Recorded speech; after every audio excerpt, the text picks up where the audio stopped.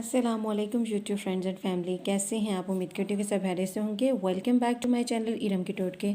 जी हाँ व्यूवर्स, आज मैं आप लोगों के लिए जो टिप लेकर आई हूँ, जो रेमेडी लेकर आई हूँ, वो उन लोगों के लिए है जिनकी शादी करीब है, वो अपने फेस पर ज़बरदस्त सा ग्लो देखना चाहती हैं।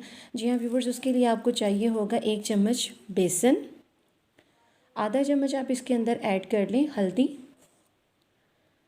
और आधा ही चम्मच आप इसके अंदर ऐड कर लें एलोवेरा जेल।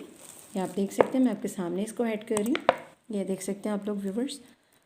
और आधा ही चम्मच इसको मिक्स करने के लिए आप इसके अंदर ऐड कर लें रोज़ वाटर। व्यूवर्स, आपने इसको शादी से 7 दिन पहले अपने फेस पर बहुत अच्छे तरीके से इसका फेस पैक बनाकर आपने इसको रेडी कर लेना है। इस तरह से व्यूवर्स आपने अपने इसको फेस पर अप्लाई करना है 7 दिन शादी से पहले, और शादी वाले दिन आप एक ज़बरदस्त सा ग्लो अपने फेस पर देखेंगे इस फेस पैक को लगाने के बाद।